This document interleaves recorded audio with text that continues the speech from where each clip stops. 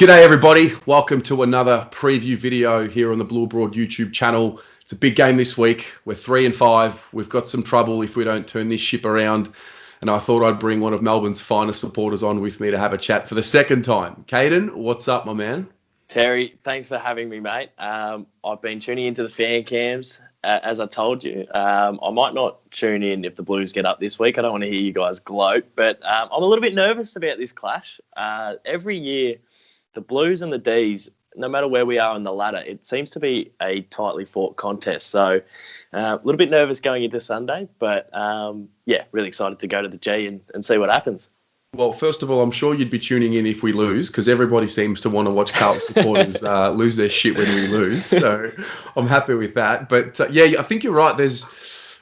We've seen enough footy now where, we're not old, but we've watched quite a few years of footy now. And I feel like the Cruiser Cup in 2007 was yesterday. And I feel like we have kind of been at the same or similar points in our, rebuilds for a while. Obviously, you guys have sped ahead. You had a great year in 2018. You had a bit of a rough patch the year after, and even last year might have been a bit disappointing considering where you thought you were moving. Then you get to 2021, and it's like, okay, 8 in a row.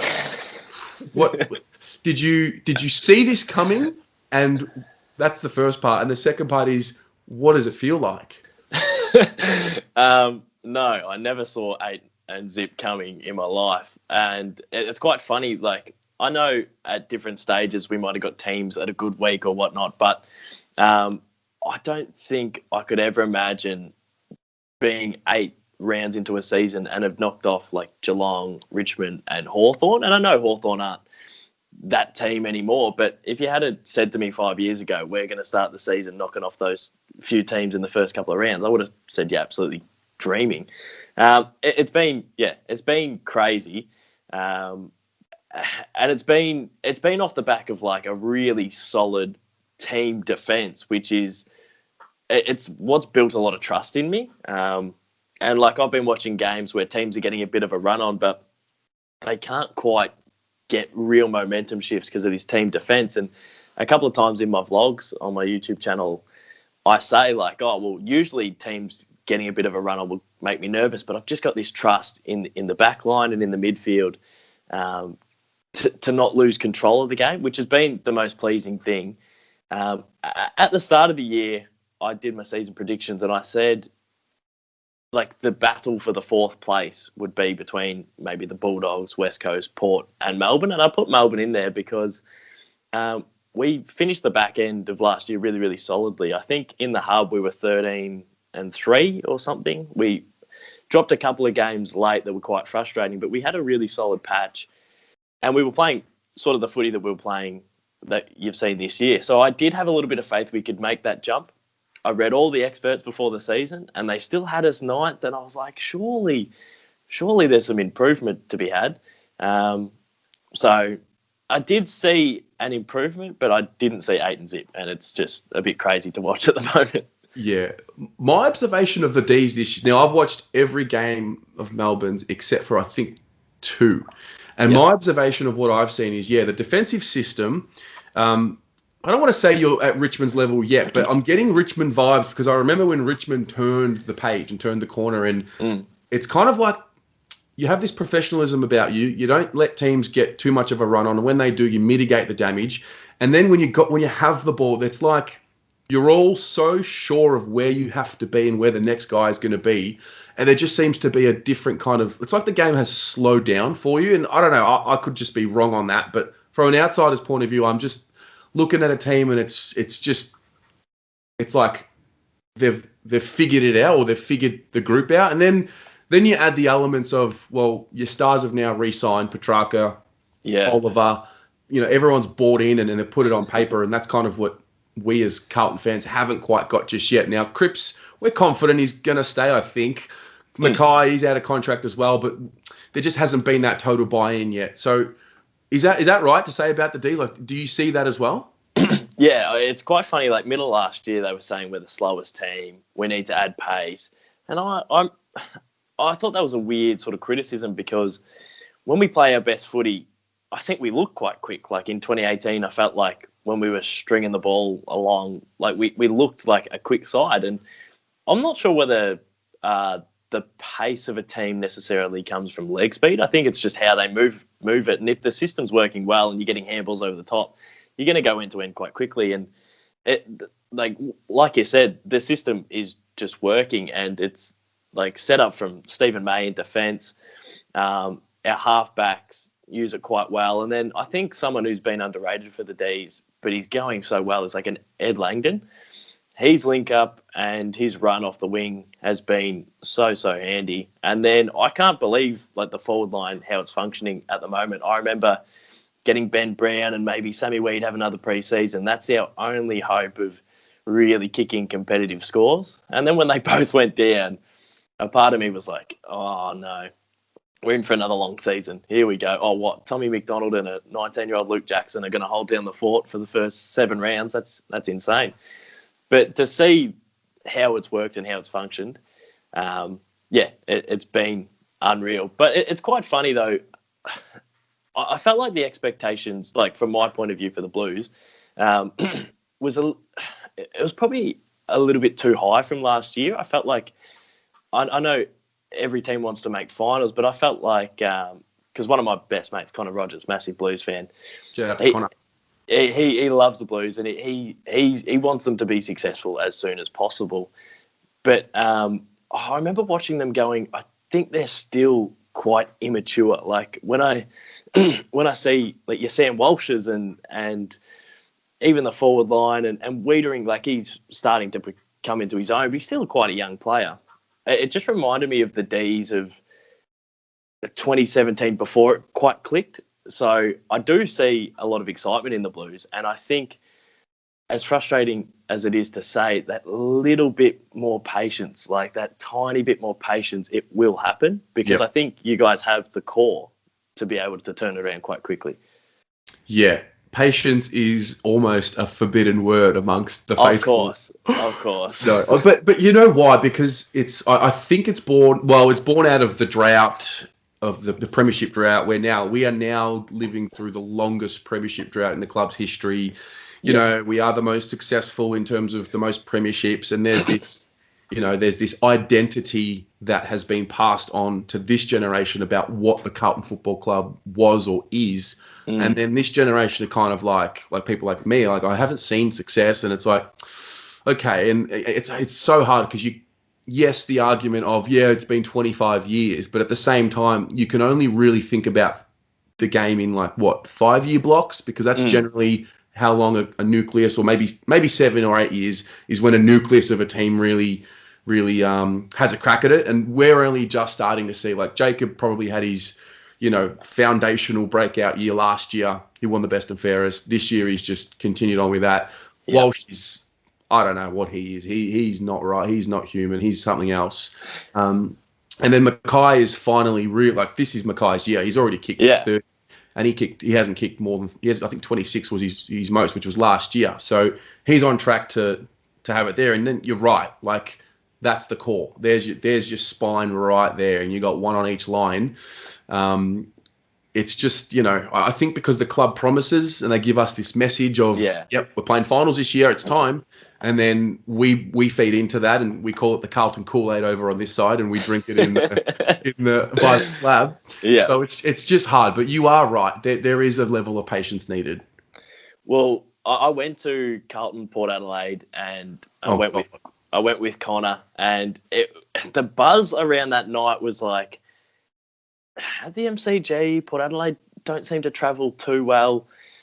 They're a bit of a stiff here, and that performance was a little bit disappointing, obviously, but being in amongst the crowd and the sort of in-jokes that were getting thrown out, the whipping boys that were getting mentioned around us, the groans when things were not quite working out, the little fight back in the third quarter for a little bit, it just reminded me of what I have been through personally for years, and getting promised that Jack Watts will save us, getting promised Tom Scully will save us, getting promised that Paul Roos would save us, and I just went to that Carlton game and saw like a good footy side that's a little bit immature. And the only reason I got this like realization is sort of looking back at the D's in 2017. And in 2017, I was looking at the D's going, oh yeah, Rowan Bale in the middle and Colin Garland down back, we should be playing finals. But now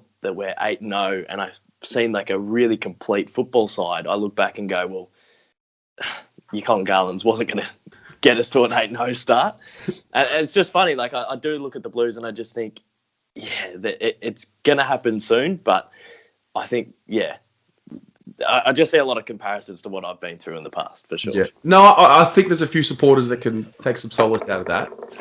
What about the coach? Because I'm going to be honest, probably early last year, I think when you guys brought out the doco, the 3-part series, whatever it was, to hell and back. Yes. Yep. So I watched it, and my honest opinion was, I don't believe in what I'm hearing from Simon Goodwin. I was like, I don't know, like I'm just not feeling the real. I don't know, whatever it is. You've obviously held firm. All of a sudden, you're 8-0. What was that sentiment like for you guys? And it's important for the Carlton side of things because we are straight away. It's the coach's fault. Sack him, and there's a lot of people already that are starting to jump off. So, what's your experience with the coach? Yeah, that's a great question. It's easy in hindsight, but I was someone who was of the belief of sticking fat. Yep. And that got really tested at the start of 2020. So we lost to Port. We got absolutely pounded at the Gabba. And our president came out and said, this was a bit of a disgraceful performance. And I started to lose a bit of faith. Like even through 2019 and whatnot, I was still a Simon Goodwin man, simply because I'd never seen us be coached like that before. And, he doesn't have a great act to follow. I watched Mark Neal coach us and your Dean Baileys, who had a bit of a crack. But just the way we played in 2017 with the tactics of us flooding off the back line and getting to a prelim in 2018. And I don't know, I had a lot of faith in Simon Goodwin, but it did get tested middle of last year. But I just remember thinking, I don't think anyone new is going to help. I watch a lot of press conferences, and everything Simon Goodwin says makes so much sense, and it's very, very consistent, and it's sort of he doesn't put up with the bullshit, really. Like the questions he gets asked, he just answers. And I don't know, I was of the belief, Damien Hardwick nearly got sacked, but they stood fat. Nathan Buckley nearly got sacked, but they stood fat, and obviously played in grand finals or prelims. And I felt like we should hold on to him. And I was so excited to get Adam Uze as an assistant coach, because a part of me in my head was like, well, if it fails, Adam Uze could step in. But it's just amazing because the heat was on Simon Goodwin. Everyone wanted his head. Even when we lost to the Bulldogs in the preseason, people were like, Simon Goodwin's gone. Like if he doesn't win the first couple of games, he's in all sorts.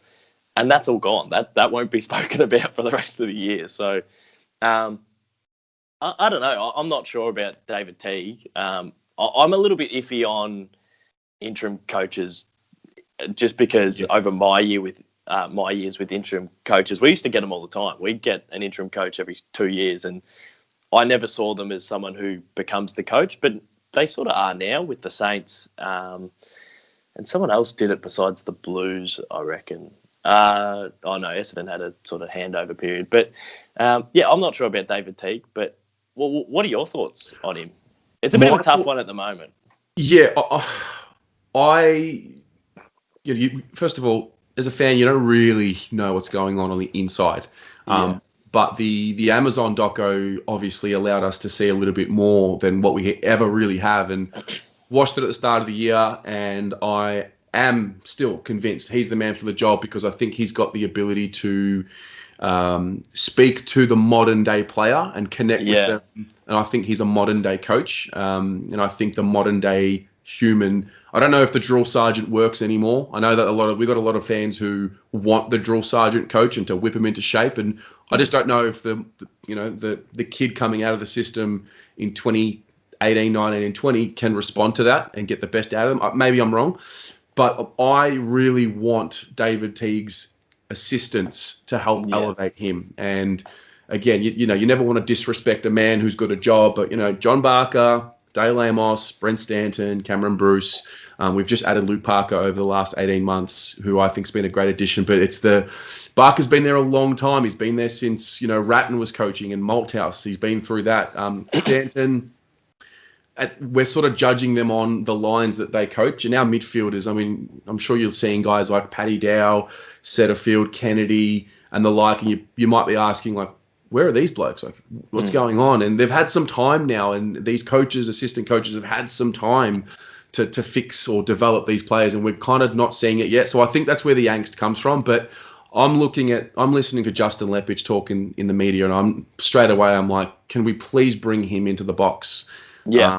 I hear Luke Hodge talk, and I know he wants to stay in Queensland, but for me, it's like we need to surround our boys with winners, guys who have physically done it, and know what it's all about. And that's kind of where I'm at with that. I don't want to judge Teague until he's got the full complement of coaches around him, and I don't think he does right now.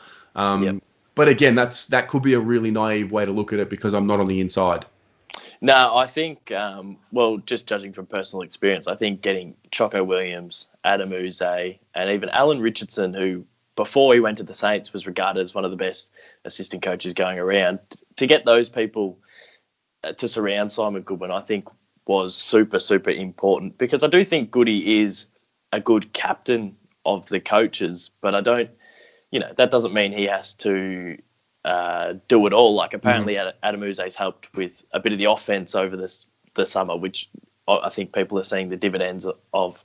I think that core group of coaches is super important to a coach. But yeah, what I've seen of Teague, I rate him. Like Connor, being a Blues man, can get a little bit annoyed by some of the stuff he can say in your press conferences, and but I think. I think he's quite honest, and he's a Carlton man too. So you can take solace in the fact that he's losing sleep every night trying to get your club back to where he wants to see it. So 100%. I definitely feel that from him. I do love him. I really do. I've met him and had exchanges with him in real life, and he's no pushover. He's a real, he's got that presence about him, and he's a good human being. And I guess we'll just have to wait and see. We didn't have the club have sort of said, they didn't have the ability to restructure the coach's box because of COVID and those sorts of things. And I guess that is a reality. So we have to sort of bite our tongue. But a very interesting one. On to this week. Are there changes, forecasts on your end? I think I saw Luke Jackson's, fractured a finger or something? Yeah, dogger. He's out with a fractured finger. It's quite funny. Like Bailey Fritsch a couple of weeks ago broke his hand at training, had surgery, and was back like the next game. Wow. And like, if I broke my hand at work, I'd be out for a month and a half. Like, it's just so crazy that they bounce back. So I think Luke Jackson broke his finger, and I think he's done the same thing, had surgery, but he'll be back in a couple of weeks. And there was a couple of murmurings that, because it's a ruck role, maybe Majak Dore will come in as the forward ruck. But I was just praying that Sam Wiedemann would get his chance, and he has. So the big weed is in this week. I was getting a little bit nervous. Obviously, he's got ties to Collingwood. I think his dad and his grandpa played there, and they are after a key forward. And obviously, he's been stuck in the twos when he's in really good form. So I was getting a little bit nervous that he might start looking elsewhere if it continued the way it did. But he's got his chance, and I can't wait to see him out there. Beautiful, beautiful. Well, from our end, I think Murphy will probably come back into the side. He's had a stiff neck for a few weeks. We might see like a Nick Newman back, potentially. Jack Silvani just seems to he just can't take a trick. I feel so sorry for him, because your side looks really good with him in there. And I know that he was a bit of a whipping boy for a little bit, but I think over the last 2 years at least, he's like an integral sort of role in your team. And I love seeing him out there. I love the way he goes about it.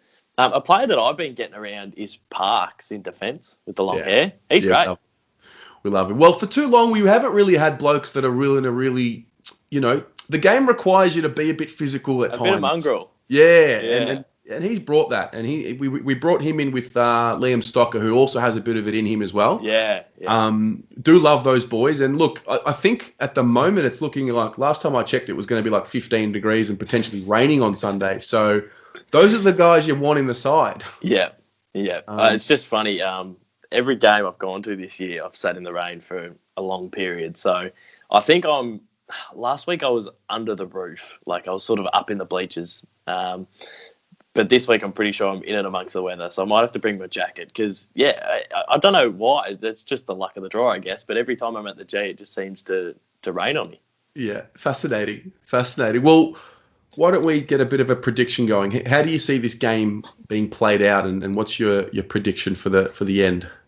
Well, we seem to start slow. So if we could just start fast, it would give my heart a bit of a rest instead of worrying for the full 4 quarters. I think it's going to be tight, and I think what you guys did to the Bulldogs, I hope isn't what you do to us because that'll really make me nervous. But I think it's going to be a similar game.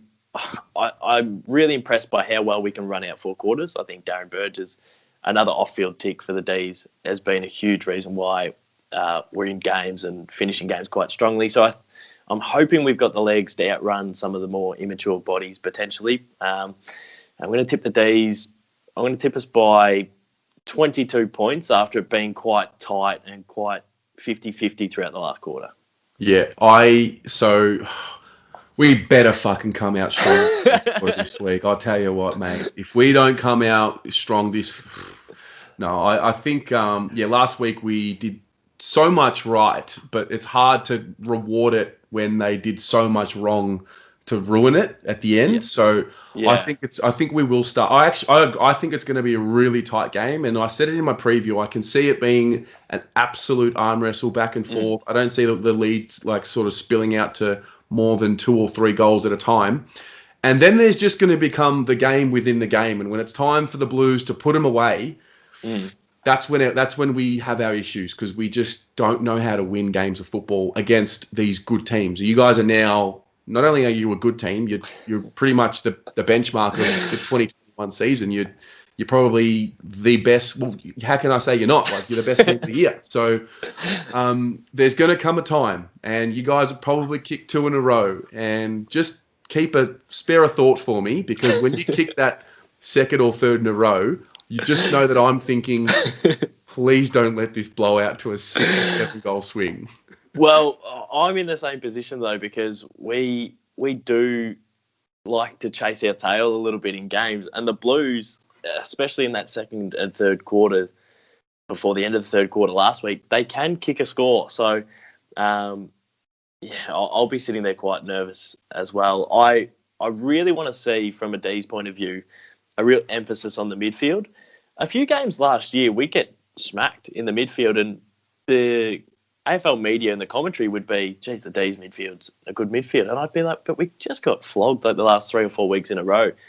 And it's crept into this season where, thank God, our back 6 are quite solid, but the midfield can, it's Gorn, Petrarca, Oliver, and Viney, for instance, in the ball up, but it just gets walked out. So Goody said that they really want to address it. They want to train it because the centre clearances were 17-4 last week, and that's sort of unheard of in AFL terms. So I really want to see a big effort from our midfield, and I think that could be sort of the difference, especially late.